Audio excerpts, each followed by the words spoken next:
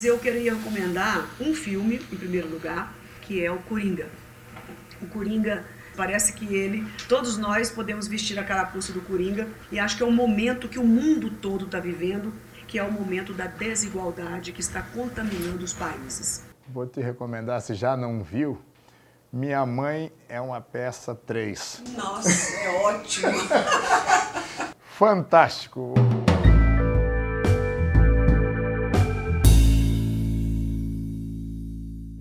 Bom, eu sou o Major Olímpio, senador da turma dos recrutas aqui no Senado ainda. Terminei o primeiro ano de mandato. Sou um policial militar de carreira no estado de São Paulo. Eu estou no PSL, que é o maior partido de direita no Brasil hoje. Mas eu faço uma ressalva, que dentro de um processo democrático, e é um pressuposto maior da democracia, convivermos com antagonismo, com posições diversas, e por estar numa casa política, nós temos que ter ouvidos e sensibilidades para aquilo, principalmente, que nos contradiz. O que é que o Brasil está esperando da gente hoje? Não é uma luta esquerda, direita, centro, nada disso. E nisso nós estamos fazendo muito bem. Eu quero, em primeiro lugar, também agradecer esse momento, para mim, importante de poder estar debatendo com você, apesar de ser jovem no Senado, mais experiente nas suas convicções e na sua luta na defesa da segurança pública, e dizer para vocês que eu sou a senadora Cátia Abreu, do estado do Tocantins, já fui deputada federal, senadora no segundo mandato. Mas a minha carreira começou também numa área muito específica, que foi a agropecuária. E do ponto de vista político, me incomoda bastante, talvez por eu ser da roça, essa coisa muito formal e muito acadêmica de direita e esquerda. Eu já li sobre isso, que esquerda vem de um assunto tal e que foi criada a direita assim, assado. Eu respeito tudo isso, mas eu não me atenho, não me prendo muito a isso. Eu costumo te dizer para os meus amigos no Tocantins, para as pessoas que estão sob a minha liderança, não é questão de direita e esquerda, eu sou de solução. Se a solução melhor, eficaz e boa estiver do lado que dizem que é a esquerda, eu vou lá buscar. Se tiver na direita, ótimo, eu também irei buscar. Eu acredito sinceramente no sentimento humano das pessoas. Eu sou uma pessoa humanista e que acredito profundamente no trabalho e na justiça. Faça um elogio ao outro. Bom, para mim é muito fácil fazer um elogio à senadora Cátia. Ela é uma pessoa muito firme, de princípios. Nisso nós nos parecemos demais, porque não tem meia conversa, não tem mimimi, o que tem que ser, será. Ela tem posições extremamente firmes, muito embora seja uma casa plural, ainda existe uma maioria masculina aqui no Senado, e me admira muito em você, que você não se dobra, não se curva, você mantém a tua posição em todos os momentos. Quem é um ente público hoje, quem representa segmento da população, não pode ficar representando papel o tempo todo. E você vai à luta para vencer. Isso eu vejo como uma grande qualidade e uma grande inspiração. O elogio a você, Major Olímpio, acho que fiz até antecipadamente. Eu gosto muito de políticos que têm lado. E você tem personalidade e lado. Você tem convicção, você sabe o que quer e tem conteúdo para defender as suas convicções. E eu gosto muito disso. Obrigado. Você é apoiadora ou oposição ao governo Bolsonaro? E por quê? Simples. Resposta simples e direta. Eu gostaria de ser governo, mas eu perdi as eleições. O meu candidato foi o Ciro Gomes, eu fui candidata a vice-presidente da República, então a democracia é isso. Quem ganha a eleição é governo, quem perde é oposição. É uma tarefa dada a nós na democracia. Isso não significa que nós temos que ser uma oposição empresa de demolição. Tanto que votei contra a reforma trabalhista no governo Temer, votei contra a PEC do teto, de limitação de gastos, mas votei a favor da reforma da Previdência já no governo Bolsonaro. Então, a minha oposição é propositiva e bastante crítica. Aquilo que eu gostar e que acho que é bom para o Brasil, eu voto, não importa quem esteja na cadeira. E isso, às vezes, pegando da sua área como pecuarista, muitas vezes aqui, vaca não está reconhecendo bezerro, né? Então, nós temos posições, até porque, né, eu sou um aliado do governo Bolsonaro, mas não sou alienado. Já teve momentos em que aprendi, já com meu avô, melhor ficar 5 minutos vermelho que o resto da vida amarelo. Então, já diz logo o que é, mas essas pautas hoje, de oposição e governo, realmente elas acabam se confundindo. Eu vou até dar um exemplo claro. A semana passada, numa votação de veto do presidente no orçamento, o senador Randolph Rodrigues, que é o líder da oposição, foi quem fez a defesa mais veemente do veto presidencial. E nós acabamos até fazendo uma obstrução junto com a oposição, caindo a sessão, então as pessoas vão falar, escuta, o Randolph bateu a cabeça? Não, é um grande parlamentar, tem lado, tem convicção, mas naquele momento houve uma inversão, demonstrando a riqueza democrática que nós vivemos hoje. Em campanha, Bolsonaro prometeu acabar com a mamata na política. Está cumprindo? Eu, sinceramente, não sei o que quer dizer isso. Essa mamata. Eu não sei que mamata é essa. Eu posso falar de mim, não posso falar dos outros, que não estou aqui para julgar ninguém. Não fiz concurso para juíza, fiz um concurso nas urnas. Eu não tenho mamata na minha vida. Na minha vida eu não tenho... Nada veio de graça, né? Nada veio de graça, foi com muita luta. Não tenho pai, parente político. Meu filho já tem mais sorte do que eu. Comecei do zero. Não tem um processo de corrupção na minha vida. Trabalho 12, 10, 15 horas por dia com prazer e alegria. Então, eu não conheço que mamata se trata. Eu conheço parlamentares que ficam mandatos e mandatos, dezenas de anos, e eu, por exemplo, não conheço um projeto de lei de determinados deputados que ficaram tanto tempo na Câmara ou até mesmo no Senado. O presidente Bolsonaro ele tem tentado cumprir todos os compromissos de campanha. Eu digo tentado porque muitas das iniciativas, quem vai dar o aval para isso é justamente o Congresso. E não necessariamente o Congresso vai concordar com a proposta do Executivo. Mas tem se tentado isso. Eu acho que todos os governos, essa questão de enfrentamento com corrupção, diminuição de máquina pública, todos os governos, aquele negócio, né? Vassoura nova, varre que é uma beleza. Depois começa a entortar o pelo aos poucos e vai ficando, né? Começa, às vezes, e ficando as coisas para trás. Mas nós tivemos um ano difícil, nós estamos dentro de uma crise muito grande em termos de recursos, e a grande maioria, isso que a gente tem que dizer, não participa desses compadrios, dessas vantagens.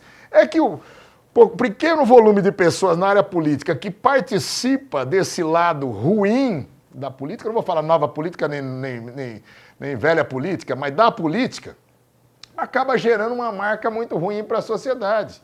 Mas essa questão da mamata, quem está acabando com a mamata é o próprio cidadão, o próprio eleitor, os partidos políticos estão se organizando e eu não tenho a menor dúvida que o Brasil está aprimorando a sua democracia. A relação do governo com o Congresso atrapalha o Brasil? A culpa é de quem? É difícil falar em culpa. O Bolsonaro tem um estilo todo próprio de ser, mudou uma forma de relacionamento com o Legislativo. Nós nos adaptamos muito rápido, no meu entender, porque os tais governos de coalizão e com os partidos, com indicações ministeriais ou de estruturas, Bolsonaro fez um entendimento de que ia ter uma relação direta. Isso, em determinados momentos, gera grandes confusões, geram conflitos, mas o próprio parlamento também se resguardou na sua independência. Quando tem que desconhecer uma medida provisória sem ao menos apreciá-la, o faz. Quando resolve fazer alterações, faz. Quando resolve fazer um embate com o executivo, faz. Ora, o executivo levando a melhor ou levando a pior, eu não creio que isso esteja atrapalhando o Brasil. O que muitas vezes nos atrapalha são ruídos na comunicação. Muitas vezes o ruído é gerado, hoje chama de fake news, mas notícias falsas. Muitas vezes uma manifestação indevida, hora do presidente, hora de alguém que possa, em nome do presidente, demonstrar um antagonismo maior com o Congresso, isso acaba ferindo suscetibilidades. E aqui chega um momento que nós temos que realizar a nossa missão. Há um momento da confraternização, da amizade, do respeito. Há um momento de enfrentar posições. Nisso, eu vejo que nem nada tem atrapalhado o Brasil. Fosse para atrapalhar o Brasil, olha, reforma da Previdência, gente. Tema mais árido no mundo. Foi feito em menos de um ano. Nós tivemos debates intensos, nós tivemos audiências públicas de toda a ordem na Câmara e no Senado, e nós votamos sem nenhum quebra-pau, sem insurgência contra a lei, contra a ordem, com respeito a todos. Eu acho que nós todos aprendemos a cada dia. Muito bem. Eu penso que a democracia exige muito trabalho e dedicação. Todo mundo adora a democracia, inclusive eu. Mas ela dá trabalho. Por quê? Porque você tem que ouvir, debater, escutar, combater, divergir, argumentar. Isso leva dias, leva horas. E às vezes a paciência se esgota e o que nós temos que fazer é o exercício e o amadurecimento de não se esgotar, de aguentar firme, porque senão tem que procurar outra profissão. Não é essa a profissão correta, se não tiver paciência para o debate. Eu acredito que nós estamos caminhando para uma mudança logo de governo, de sistema de governo. Não agora com o Bolsonaro, mas em qualquer momento está se encaminhando o parlamentarismo, que eu particularmente gosto muito. Gostaria que isso fosse encaminhado no futuro, onde o Congresso de fato tem essa maior participação. Dizer que o Congresso quer mais espaço está errado? Não. Isso é um direito do Congresso.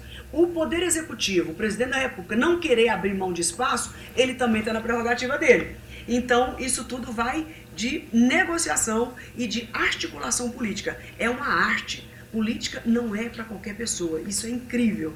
Agora, penso que a paz, ela não é aquela paz de um mundo cor-de-rosa, mas uma paz de comportamento, de atitudes entre as instituições, entre os poderes. Eu acho que isso é bom para as pessoas. As pessoas no Brasil, elas são muito pacíficas. O povo brasileiro não é brigão. O povo brasileiro não é como outros países que são tradicionalmente conhecidos como países que gostam de guerrear. Então, se o Congresso, o Presidente da República, o Executivo e o Judiciário mostrar, e deve mostrar, uma harmonia, não é conluio, harmonia, eu acho que isso reflete na sociedade e ajuda o país a crescer. Um filme ou uma série que o outro não pode deixar de assistir. Vou te recomendar, se já não viu, Minha Mãe é uma Peça 3. Nossa, é ótimo!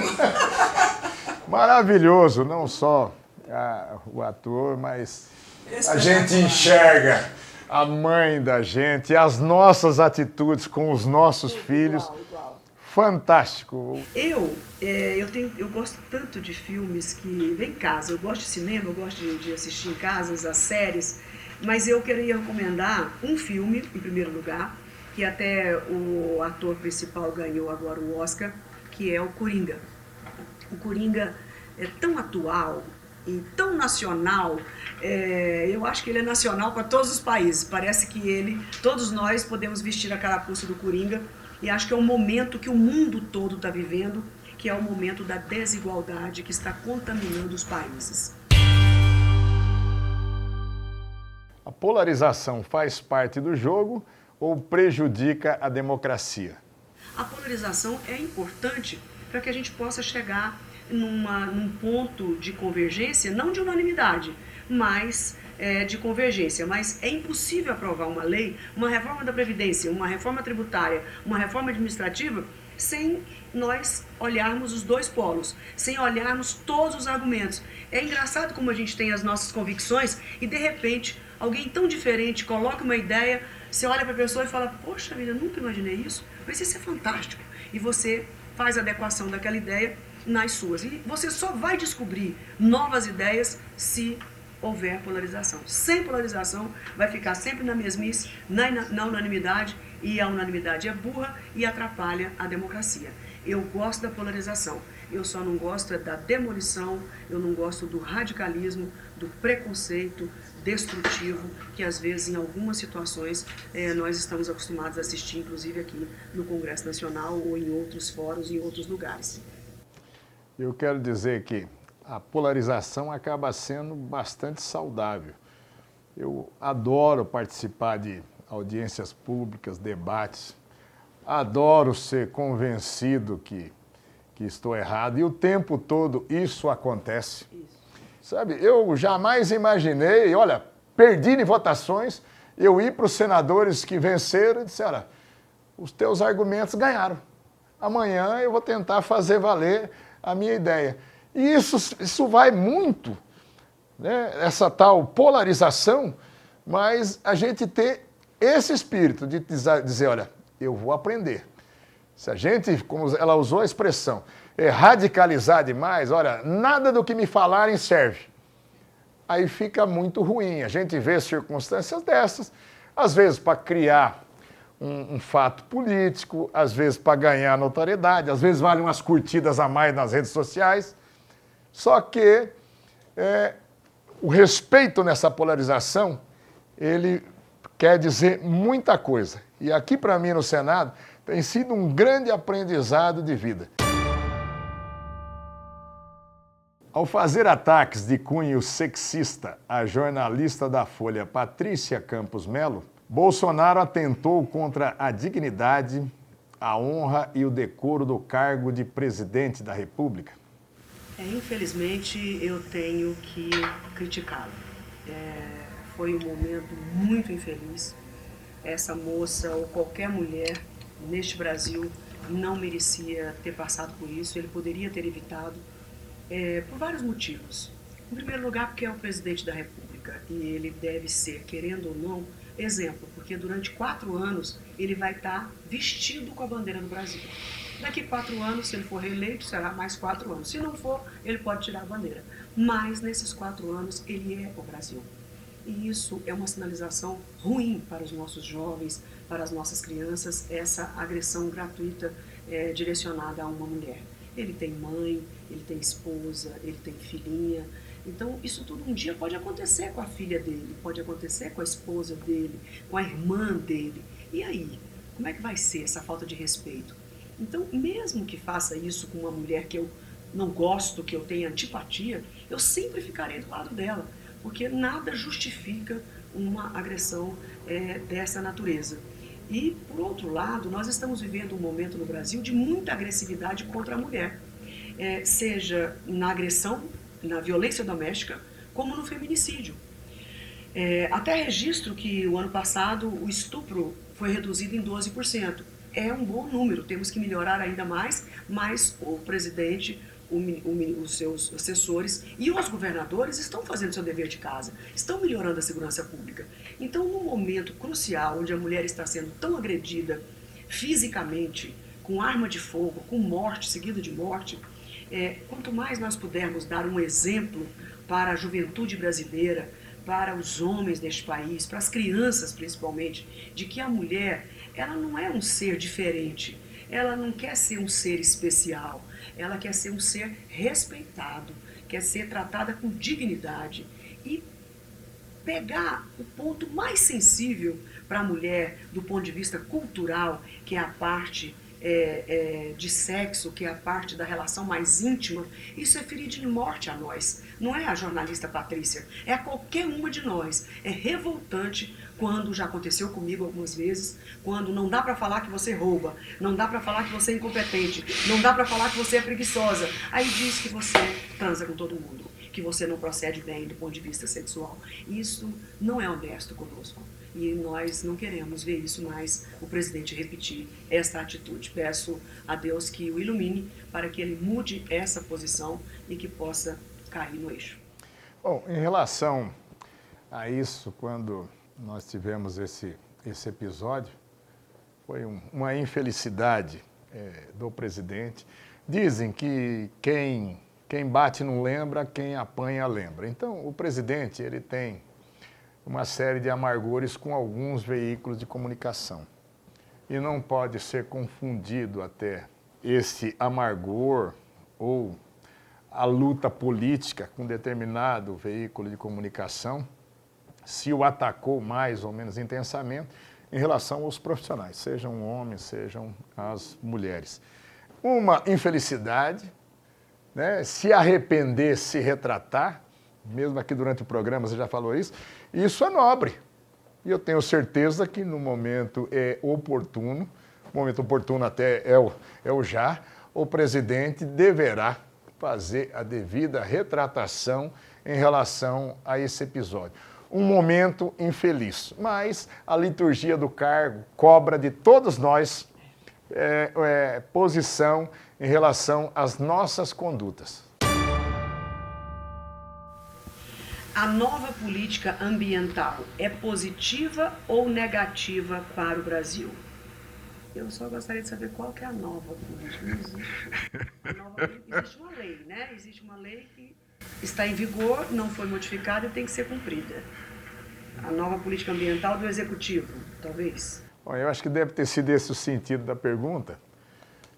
O que eu devo dizer é o seguinte, o Ricardo Salles, que é o ministro do Meio Ambiente, é um menino, eu digo menino que eu conheço de São Paulo, extremamente dedicado, competente, mas eu acho que é mais uma questão de comunicação e de buscar nos segmentos da sociedade o apoiamento.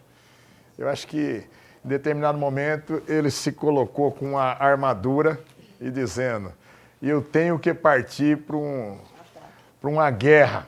Então, eu acho que é muito mais a verbalização e a forma da verbalização. Eu já tive, adoro, é meu amigo Ricardo Salles, mas ele já veio aqui no Senado, no Congresso, às vezes, numa resposta, numa pergunta mais picante feita por um parlamentar, ele procura dar uma resposta muito mais dura do que foi, às vezes, o objetivo da pergunta.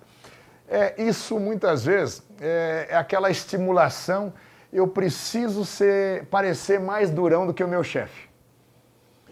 Né? Então, eu vejo nele, eu vejo no Weintraub, no ministro da Educação. Se a imprensa me perguntar uma coisa, eu preciso dar uma resposta aguda. Se um parlamentar me questionar, eu preciso, às vezes, ir para cima dele. E, às vezes, a gente tem que refluir um pouco. Então, cuidar de política ambiental já é muito difícil. No nosso país, fazer esse equilíbrio, que a Kátia disse, a lei já fez. Como legislação de meio ambiente, nós temos uma das mais aperfeiçoadas do mundo e não é de agora. Nós temos 66% da área total do Brasil preservada e não é de agora. E também as coisas não começaram a pegar fogo a partir do mandato do Bolsonaro. É mais uma questão de comunicação. Nós arrumamos uma encrenca com muitos segmentos no mundo, porque nós fomos a fóruns internacionais achando que íamos ser agredidos e já partimos para cima. Aí alguns países cortaram investimentos que faziam em meio ambiente aqui, acaba se criando uma confusão. A Kátia é uma lutadora pelo agronegócio. O agronegócio não é um opositor do meio ambiente, dá para se conviver com as coisas harmonicamente. Nós temos a maior área do planeta preservada e nós temos aí um dos celeiros do mundo, de produção para o mundo, não só para os nossos 210 milhões de habitantes, no nosso país. E esse equilíbrio vai fazer a diferença. Então, sem arroubos para mais, sabendo que é uma grande dificuldade, sabendo que é um grande enfrentamento, mas todo mundo tem que refluir um pouquinho e se resignar nesse momento. Eu não precisava nem responder essa pergunta, porque você foi muito preciso na sua análise. Eu acho que foi uma ação reativa muito forte esperando uma agressividade que não estava posta naquele momento. Porque o Brasil hoje, ele está muito consolidado na opinião pública lá fora, o empenho que a gente fez no Brasil para usar as práticas devidas com relação ao aquecimento global, às emissões de CO2. O Brasil está bonito na fotografia, nós não estamos feios. Então não precisa se armar e esperar agressão de fora. O que não dá para fazer também é minimizar as fiscalizações. Nós temos que ser muito duros e incisivos com relação ao desmatamento ilegal. Sim. Isso nós não podemos admitir. Nenhuma palavra posta pode dar esta impressão à população ou a alguns produtores rurais do país. O que acontece? A bandeira do meio ambiente virou uma bandeira universal. É uma bandeira da humanidade, não é mais de direita e de esquerda, como tem gente no governo que fala, isso é conversa de ambientalista. Pelo amor de Deus, quem não disser que as chuvas mudaram, que o clima mudou, que está muito mais aquecido, tem que ir para o interior do Brasil ver. Porque lá onde eu moro, as coisas mudaram muito. Vai para o centro de São Paulo, lá com as precisa entender, precisa absorver essas mudanças. Não queremos ser um país submisso. Não vem ninguém mandar em nós somos responsáveis o suficiente para isso. E por fim, finalizo dizendo que para os produtores rurais, que são os maiores responsáveis no combate ao desmatamento e às emissões de CO2, toda a tecnologia desenvolvida pela Embrapa e por várias outras academias do agronegócio, de agronomia, do agro, enfim, são técnicas que dão lucro para o produtor. Isso é incrível. Todas são boas para o meio ambiente e boas para o bolso, porque elas aumentam a produtividade, faz a gente produzir mais e lucrar mais. Então, para nós não temos problema nenhum. Nós queremos mais pesquisa, mais inovação, mais tecnologia. A polícia está matando mais, inclusive em São Paulo, que tem os policiais mais bem treinados do país. Uma polícia que mata é problema ou solução? Vou deixar você responder primeiro, que você é o especialista. Bom, gente, em primeiro lugar nós temos no mundo, é o lugar onde mais se matam policiais no mundo. No ano de 2019, foram 490 policiais mortos em serviço. Nós pegarmos fora de serviço, passou de 1.000 policiais. Então, na verdade, nós ainda temos uma sociedade bastante violenta. O que nos pauta é o império da lei. Quando se quer ir além da lei, aí nós temos um regresso no direito aos princípios da vingança privada, olho por olho, dente por dente. Não pode, um Estado organizado não pode. 42 anos que eu ingressei na Polícia Militar de São Paulo e sempre para os meus comandados, para aqueles que eu trabalhei, com os meus instrutores, sempre foi aquilo. O limite nosso é a lei. Agora, nós temos cada vez mais bandidos muito perigosos, muito armados, muito violentos, que matam efetivamente policiais. Agora, nós estamos ainda no mês de fevereiro, eu já fui em 4 enterros de policiais de São Paulo que morreram em serviço, crivados de balas. Então, isso de dizer, a letalidade provocada pela polícia, a audácia dos criminosos. Quando eu me formei na academia de polícia em 82, era raro realmente um criminoso enfrentar a polícia. Hoje nós chegamos com 2, 3 viaturas, somos recebidos a tiros mesmo.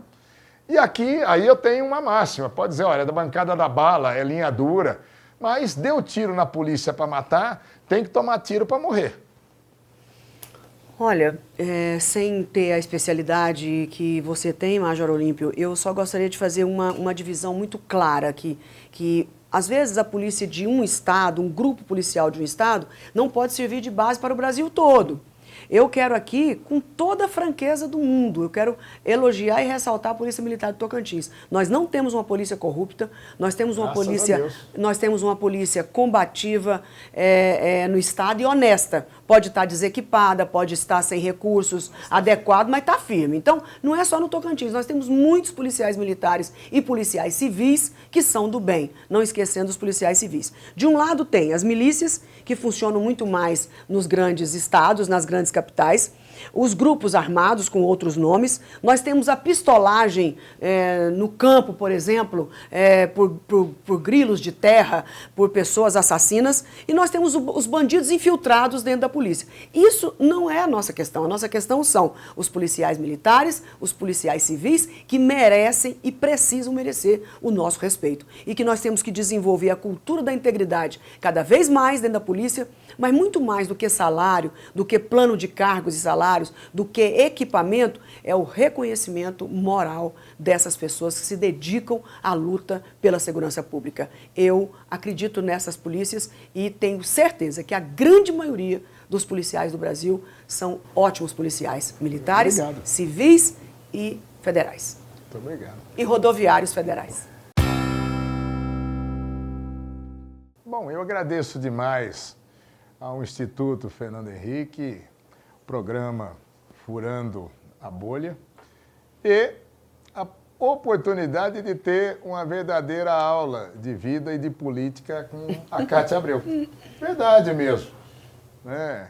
E esse formato de programa, onde tem essa interação direta, ele acaba sendo maravilhoso. E nós nos respeitamos, nós temos posições, algumas que são divergentes, mas, para mim, verdadeiramente, uma aula que a Cátia me deu nessa oportunidade. Imagina, eu que agradeço o convite pela Fundação Fernando Henrique Cardoso, o programa Quebrando o Tabu, Furando a Bolha. Eu acho super interessante, porque, do ponto de vista do Major Olímpio, que é um senador que está aqui há um ano, por vezes pode aparentar uma forma muito brava, muito dura de falar, mas aqui nós podemos ter a oportunidade, eu mais uma vez, de ver que é uma pessoa que sabe ouvir, que sabe debater, que sabe discordar, que sabe concordar, uma pessoa às vezes totalmente diferente do que muitos pregam por aí. Então, esse programa dá a nós políticos o que nós estamos precisando, o sentimento de humanidade. Nós somos pessoas normais, como todos vocês, graças a Deus. A diferença nossa é que nós temos um mandato e uma responsabilidade específica de proteger o país, as pessoas do Brasil e aqueles que principalmente mais precisam, que são os mais pobres, aqueles que precisam, os menores empresários, os trabalhadores, os produtores rurais. Essa é a nossa obrigação constitucional. Então, mas nós somos seres humanos. Nós erramos, cometemos equívocos, pedimos desculpas, choramos, ficamos alegres, gostamos de dançar, gostamos de cantar, gostamos também de nos divertir, como cada um de vocês. E temos as nossas mazelas e os nossos sofrimentos. Então, foi uma riqueza poder participar deste momento e que vocês possam repetir essa oportunidade com vários parlamentares aqui do Congresso Nacional, pessoas excepcionais, que vocês vão ficar muito surpresos, assim como eu estou sempre surpresa com o Major Olímpio, vocês deverão ficar com surpresa com muitos outros talentos que existem no Congresso Nacional.